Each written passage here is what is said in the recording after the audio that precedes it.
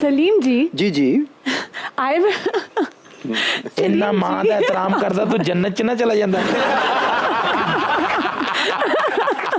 जी जी माँ प्यो की बेअदबी की थी तो तेरे नाल फिर रहे हैं।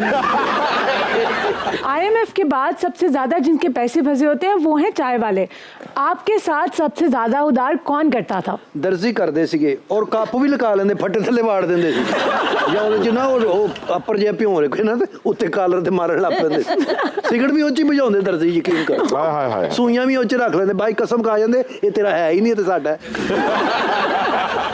सब तो मुश्किल चाह जी ना सर भट्ट साहब जी जी वो इन्होंने देनी पैंदी सी वाजे वालियां नूं हाय क्योंकि साह की पहले तकलीफ सी वो उत्ते रहिंदे सी सीढ़ियां कोई वाजे वाले तुसीं थल्ले नहीं देखोगे उत्ते सीढ़ियां तो और दूर खिड़की खोल के होटल इहदा दूर है उथों इंज करके तरंपट कट के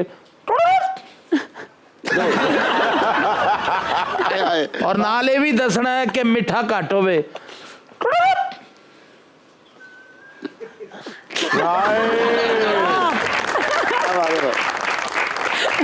यार तेनू ज्यादा पता उन्हां ਦੀਆਂ ਵਰਦੀਆਂ ਸੀਂਦਾ ਰਿਹਾ कादी रजा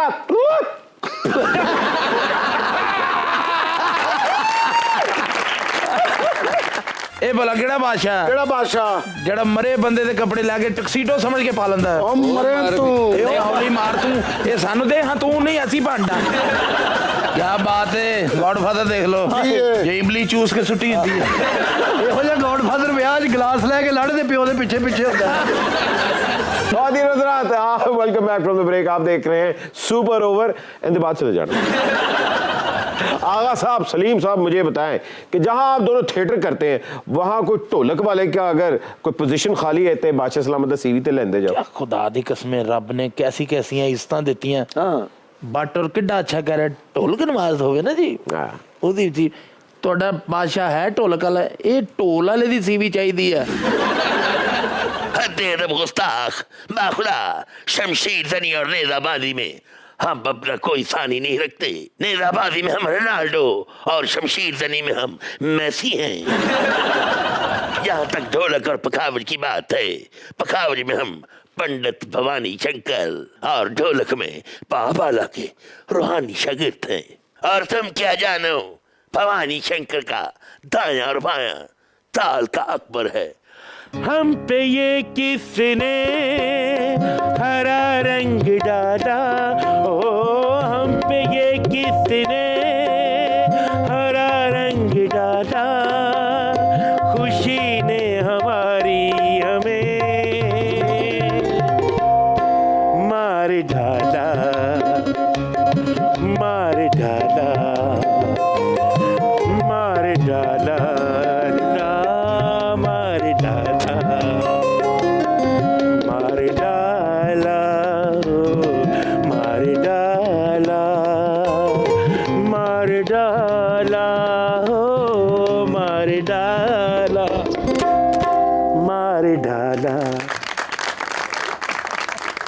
लिया डाला भाई इन्हू लद में चलिए चली तुम थिएटर पर एक नाचने वाली यदना रकाजा को हिंदुस्तान की मलका बनाना चाहते हो, मुगल सल्तनत के ताज को पिघलाकर एक नर्तकी के पांव का घुंघरू बनाना चाहते हो। नहीं नहीं नहीं नहीं तो ना सही फिर मैं तो ऑफर कर रहे हैं तेरी सारी फैमिली ना साहिवाल बैठी मैं जानना और उथे उन्होंने मुगल गाड़ी सर्विस लिखे है। आगा साहब मुझे ये बताएं कि अमानुल्लाह खान क्या जुगत के बड़े उस्ताद गुलाम अली खान साहब थे? अमानुल्लाह खान साहब वाकई बड़े गुलाम अली खान साहब थे, वो अपने काम के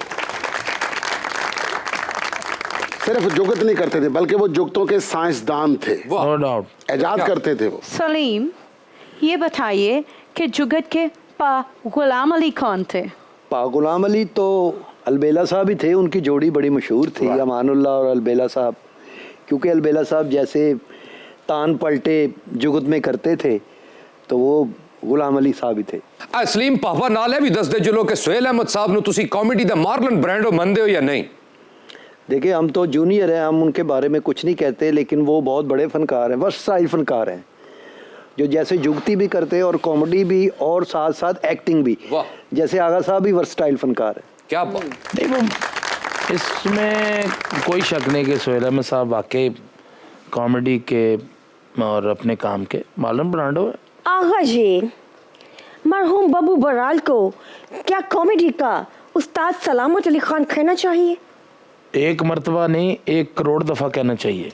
वाह। लेकिन इसलिए कि बब्बू बराल साहब मेरे मोस्ट सीनियर आर्टिस्टों में वो एक लयकार आदमी थे, सुरीले भी उतने थे, जुगत भी उतनी अच्छी करते थे, नो डाउट। आर्टिस्ट भी उतने अच्छे थे, और ये सारी चीज़ें खान साहब सलामत अली खान में थी। तो मैं समझता हूँ कि ये एक दफ़ा नहीं, 1 करोड़ कई करोड़ दफ़ा कहना चाहिए। वाह। थिएटर ਦੇ ਉੱਤੇ ਕਵਾਲੀ ਤੋਂ ਲੈ ਕੇ ਗਾਣੇ ਤੋਂ ਲੈ ਕੇ ਪੰਚ ਲਾਈਨ ਤੋਂ ਲੈ ਕੇ ਅਦਾਕਾਰੀ ਤੋਂ ਲੈ ਕੇ ਹਰ ਚੀਜ਼ ਨੂੰ ਉਹਦੇ ਘਰ ਤੱਕ ਛੱਡ ਕੇ ਆਉਂਦੇ ਸਨ ਬੱਬੂ ਸਾਹਿਬ। बेशक तू केड़ा अरबी है, तू बब्बू बराल ਨੂੰ ਵੀ ਜਾਣਦਾ।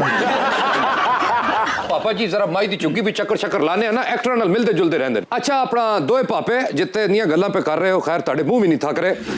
ਮੈਨੂੰ ਇਸ ਗੱਲ ਦਾ ਵੀ ਦੱਸੋ ਕਿ ਜਿਤਨੀ ਕਾਮੇਡੀ ਹੁੰਦੀ ਹੈ ਸਬ ਕੰਟੀਨੈਂਟ 'ਚ, ਇਸ ਨੇ ਜਿਹੜੇ ਜੱਦੇ ਅਮਜਦ ਨੇ, ਮੁਨੱਵਰ ਜ਼ਰੀਫ ਸਾਹਿਬ, ਤੁਸੀਂ ਵੀ ਉਹਨਾਂ ਨੂੰ ਉਸਤਾਦ ਮੰਨਦੇ ਹੋ, ਉਹਨਾਂ ਤੋਂ ਕਿਤਨੇ ਮੁਤਾਸਰ ਹੋ, ਇਹ ਵੀ ਦੱਸੋ ਜ਼ਰਾ। यार तेरी फिल्म एक नहीं हिट हुई थी, आकड़ चरत किन्नी है।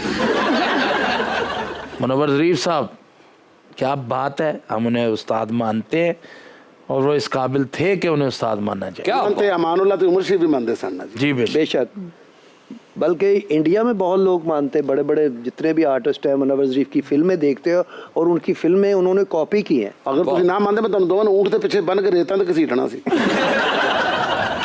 आगा माजिद, मुझे ये बताइए कि आप कंजूस शौहर हैं या फिर शाखास शौहर हैं? और देखो कैसे कैसे सवाल कर रही हो, विच मुतमिन बैठा है। इंसान अपनी बेगम के साथ अपने बच्चों के लिए ये जो दौड़ लगी हुई है, ये अपने बच्चों के लिए, बीवी के लिए, जो उनकी जायज़ ज़रूरियात हैं वो इंसान को पूरी करनी चाहिए। ਉਹ ਤੇ ਵਿੱਚ ਵਿਚਾਰੀ ਨੇ ਕੀ ਮਤਲਬ ਫਜ਼ੂਲ ਖਰਚੀ ਕਰਨੀ, ਇਹਦੀ ਰੋਟੀ ਤੋਂ ਨਹੀਂ ਵੇਲ ਲੱਗਦਾ ਉਹਨੂੰ। मेरे सलीम, अपनी बेगम को शांज़लीज़े से शॉपिंग करवाते हो या इचले बाजार के लंडे से? बोल झूठ हूँ। ਨਹੀਂ ਮੈਂ ਸ਼ਾਨਜ਼ੇ ਲੀਜ਼ੇ ਤੋਂ ਵੀ ਕਰਾਈ ਹੈ ਉਹਨਾਂ ਨੂੰ ਸ਼ਾਪਿੰਗ, ਤੇ ਇੱਥੇ ਇਛਰੇ ਤੋਂ ਵੀ ਵਕਤ ਦੇ ਨਾਲ ਨਾਲ ਹੀ ਆ ਨਾ। ਭਾਈ ਯਾਰ ਸਿੱਧਾ ਕਹੀਦਾ ਹੁੰਦਾ ਕਿ ਸ਼ਾਨਜ਼ੇ ਲੀਜ਼ੇ ਦੀਆਂ ਚੀਜ਼ਾਂ ਇਛਰੇ ਆ ਜਾਂਦੀਆਂ, ਮੈਂ ਉਥੋਂ ਲੈ ਦੇਣਾ, ਚੁੱਪ ਕਰੀਦਾ ਹੁੰਦਾ, ਕਿਉਂ ਹੈ सलीम, हमने सुना है कि तुम्हारा बेगम बहुत जल्दी तुमसे खुला लेने वाला है। ਜਦੋਂ ਇਹੋ ਜਿਹੇ ਗਾਰਡ ਮੇਰੇ ਨਾਲ ਹੋਣਗੇ ਤੇ ਉਹ ਖੁੱਲਾ ਹੀ ਲੈਗੀ ਫਿਰ। शगनों वाला सामान लेके आओ। ले भाई तोरन लग गई।